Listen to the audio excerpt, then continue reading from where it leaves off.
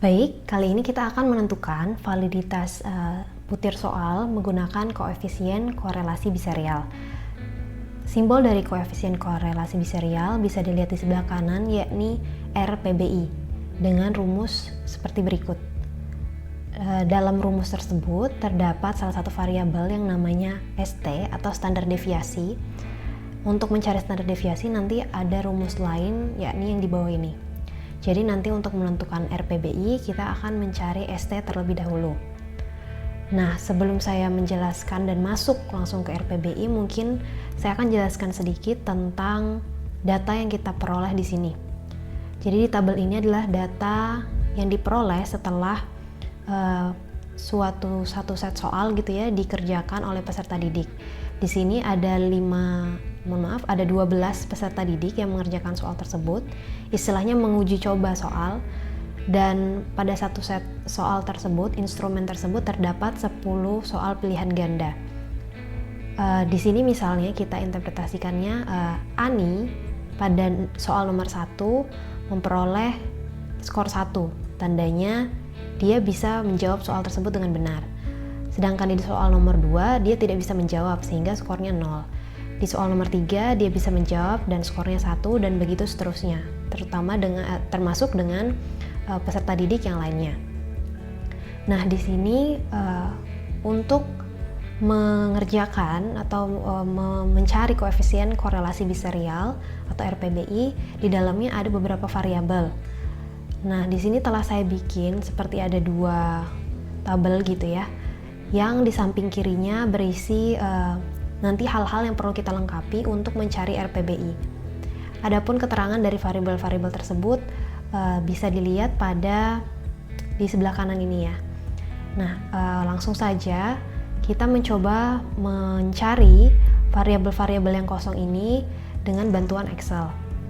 Sekarang pertama yang kita lakukan adalah mencari dulu jumlah skor peserta didik, tiap peserta didiknya ya.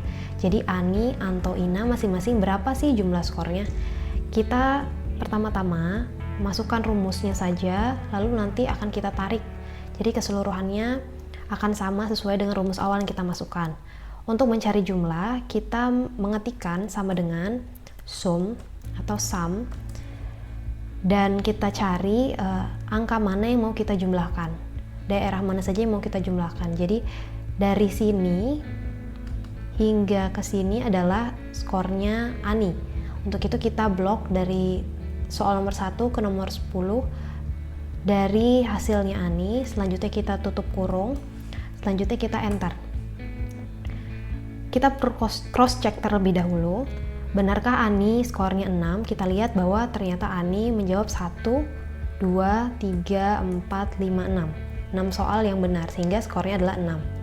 Kalau sudah yakin, kita bisa tarik, arahkan kursornya ke ujung hingga bentuknya seperti ini, lalu kita tekan di mouse kita atau di touchpad kita, selanjutnya kita tarik ke bawah dan kita lepaskan.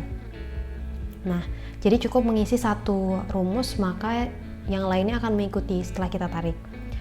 Berikutnya kita akan mencari, ini lebih baik saya tulis dulu ya. Berikutnya kita akan mencari nilai X kuadrat. Kalau nilai X kuadrat berarti ini X, kuadratnya adalah 6 kali 6 berarti ya. Untuk mencari nilai tersebut, kita pakai rumus lagi, sama dengan, karena yang kita kuadratkan adalah sel yang berisi angka 6 ini, kita klik sel tersebut. Untuk menambahkan rumus kuadrat, kita pakai simbol seperti ini, shift, angka 6, selanjutnya 2. Jadi 6 pangkat 2 seperti itu. Kita enter. 6 pangkat 2 adalah 36. Kalau sudah benar, kita tarik. Ini akan saya hapus juga dulu. Nah, di sini dapat terlihat sama teman-teman, mau ngeceknya 9 pangkat 2 81, berarti sudah benar. Selanjutnya, kita perlu cari dulu ini, yang di bagian bawah ya, jumlah peserta didik yang menjawab soal dengan benar. Jadi tiap soal di sini, kita cari tahu berapa banyak sih peserta didik yang benar menjawab soal tersebut. Untuk mencari tahunya, kita memakai rumus lagi, sama dengan, sekarang kita pakai rumusnya count if. Dalam kurung, count if ini menjumlahkan ada berapa banyak sih nilai di sini yang sesuai dengan kriteria yang kita masukkan. Kriteria yang kita mau hitung itu nilai 1. Nah, jadi ada berapa banyak di sini angka satunya. Berarti kan berapa banyak peserta didik yang menjawab dengan benar. Setelahnya jangan lupa dikasih balas kurung dan enter. Berarti ada 10 peserta didik yang bisa menjawab soal nomor 1 dengan benar.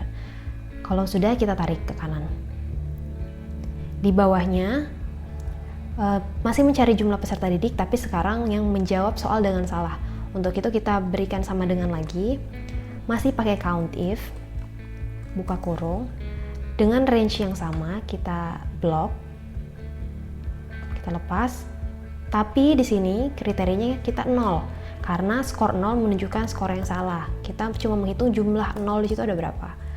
Ada 2. Nah, bisa dilihat di sini ya, memang cuma 2 skor yang ada 2 di sini peserta didik yang tidak dapat menjawab nomor 1. Kalau sudah, kita tarik. Nah, kalau sudah, sekarang di bawahnya, di atas jumlah, sekarang yang di bawah ini proporsi. Kalau proporsi berarti desimal ya, jadi ada pernya. Nah, kalau proporsi yang benar berarti kita tulis dulu jawaban soal yang benar. Kita tulis sama dengan klik sel yang jawaban benar ini dibagi dengan jumlah keseluruhan peserta didik. Jadi keseluruhan peserta didik kan ada 12 ya, berarti kita per 12, baru kita enter. Selanjutnya ini kita tarik. Oke, di bawahnya kalau yang salah sama, berarti sel yang salah tadi dibagi 12. Kita enter, selanjutnya kita tarik. Oke, nah sekarang di sini, ini jangan dulu ya, jangan dulu kita masukkan biar tidak bingung. Oke, nah sekarang setelah kita masukkan ini semua, kita lihat lagi dulu, kan kita akan menyelesaikan ST dulu ya untuk mencari RPBI. Kita lengkapi dulu variabel-variabel yang dibutuhkan untuk mencari ST. ST di sini membutuhkan sigma X pangkat 2, ini sigma, maksudnya jumlah dari nilai X pangkat 2 atau X kuadrat. Jadi di sini kan ada nilai X kuadrat, tapi dicari jumlahnya berapa. Nah, untuk mencari jumlahnya berarti kita di bawah sini, kita berikan sama dengan sum. Dalam kurung, kita tarik daerah yang mau kita jumlahkan, dan kita tutup kurung, enter. Berarti di sini kita bisa tulis nilainya adalah sama dengan nilai yang kita cari tadi. Sama dengan, baru kita klik ini. Oke. Selanjutnya di bawahnya tuh sigma X. Sigma sama tadi jumlah, berarti sigma X adalah jumlah nilai X. Keseluruhan nilai X ini berapa sih? Jadi kita taruh di bawahnya sama dengan sum. Kita tarik. Oke, tutup kurung. Nah, kalau sudah selesai, kita masukkan lagi sama dengan masukkan sel yang tadi. N itu apa? N adalah jumlah seluruh peserta didik yang mengerjakan tes. Berarti kita tahu ada 12, kita isi biasa aja manual. Di bawahnya sigma X pangkat 2 per N. Ini saya ambil dari mana? Jadi rumus ini kan ada terdiri dari beberapa bagian ya. Kalau mau semuanya langsung kita bikinkan rumus, pasti akan kepanjangan rumusnya. Untuk yang baru pemula akan sangat bingung. Untuk itu di sini rumus ini saya bagi-bagi per step-stepnya supaya lebih mudah nanti mencari ST-nya. Di sini kita kerjakan dulu yang operasi ini. Sigma X kuadrat dibagi N. Berarti di sini sama dengan sigma X kuadrat ini kan tadi ya, dibagi per N. Ini. Baru kita enter. Oke, berarti nilai ini itu yang untuk di sini. Selanjutnya di bawah sigma X per N. Berarti sama dengan sigma X 75 per N. Yang 12 ini, enter. Oke, 6,25. Selanjutnya di sini sigma X per N kan dipangkatin 2 tuh. Jadi di sini kita pangkatin 2 hasil ini. Jadi kita sama dengan kayak yang tadi ya, masih ingat kalau pangkat 2 ini kita beri simbol shift 6 baru tekan 2, enter. Setelah kita mendapatkan seluruh variabel yang untuk mencari ST, fotonya kita cari ST-nya. ST di sini rumusnya yang pertama dihadapi adalah akar. Jadi kita tulis sama dengan akar itu SQRT. Jadi simbolnya SQRT. Baru buka kurung, Selanjutnya yang di sebelah kiri ini tadi sebelumnya sudah kita cari di sini, dan yang di sebelah kanan sudah kita cari di bawahnya. Berarti untuk rumus yang di atas kita sisa tuliskan ini dikurang dengan yang di bawah ini tadi. Kita tutup kurung, lalu kita enter. Berarti ini adalah nilai ST. Setelah mencari ST, kita bisa mencari RPBI atau koefisien korelasi biserialnya. Yang perlu teman-teman ingat bahwa validitas item soal ini dilaporkannya per butir soal. Untuk di video ini saya akan mencontohkan satu, yakni pada nomor 1. Apakah soal nomor 1 ini valid atau tidak valid? Harapannya ke depannya teman-teman bisa putar ulang lagi untuk menerapkan hal yang sama ke soal nomor 2, 3, dan seterusnya. Oke, karena kita fokus ke nomor 1, saya akan memberi warna berbeda di kolomnya. Oke. Pertama, untuk mencari RPBI, kita menentukan dulu MP. MP itu apa? MP adalah rata-rata skor dari peserta didik yang menjawab benar soal tersebut. Di soal nomor 1 yang benar itu ada 10 orang kan tadi. Jadi 10 orang itu siapa aja sih? Nih, mungkin saya warnain ya. Di skornya, di bagian skornya biar kita bisa lihat dengan jelas. Di sini yang saya warnai itu mendapatkan skor 1 di soal nomor 1. Oke.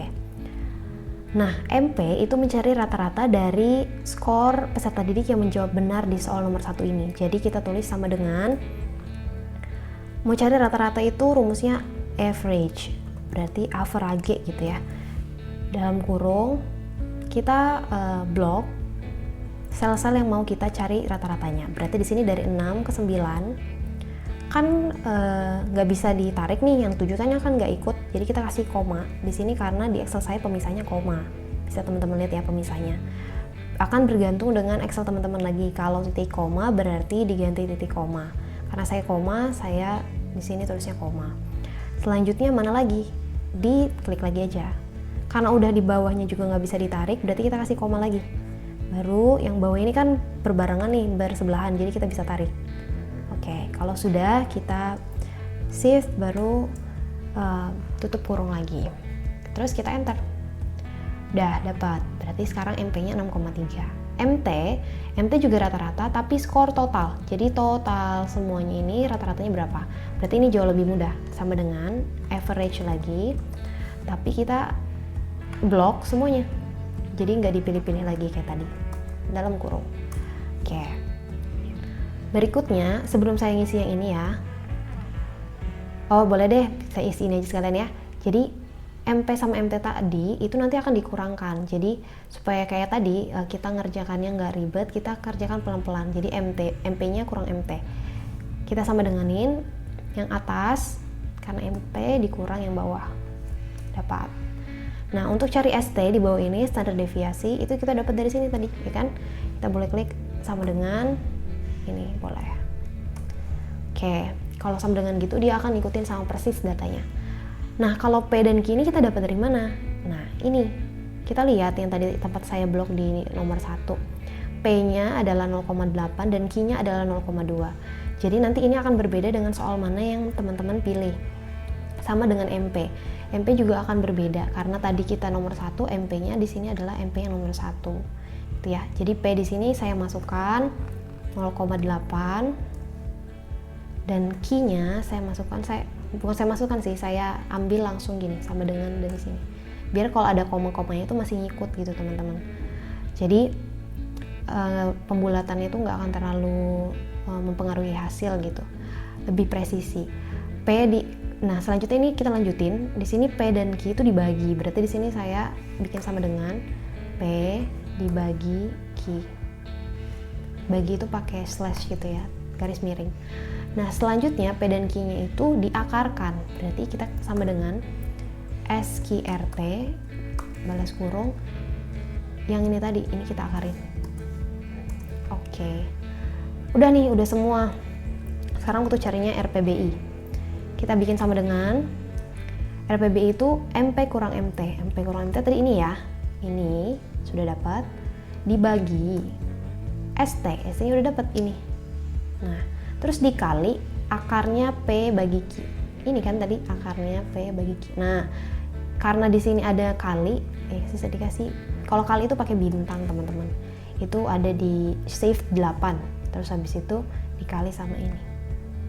Oke, selanjutnya kita enter. Nah, dapat deh.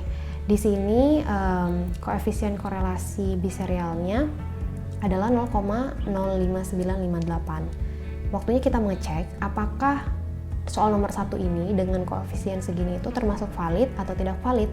Tadi kita sudah mendapatkan kalau RPBI dari satu set instrumen yang telah diuji coba tadi nilainya adalah, mohon maaf maksud saya nomor satunya ya, khusus yang nomor 1 itu nilainya adalah 0,059584. Nah, selanjutnya ini kita lihat kevalitan, dia termasuk valid atau tidak valid, itu ada lagi prosesnya. Pertama kita cari tahu dulu DF atau derajat kebebasan. Rumusnya adalah N dikurang 2. N itu adalah jumlah peserta tesnya.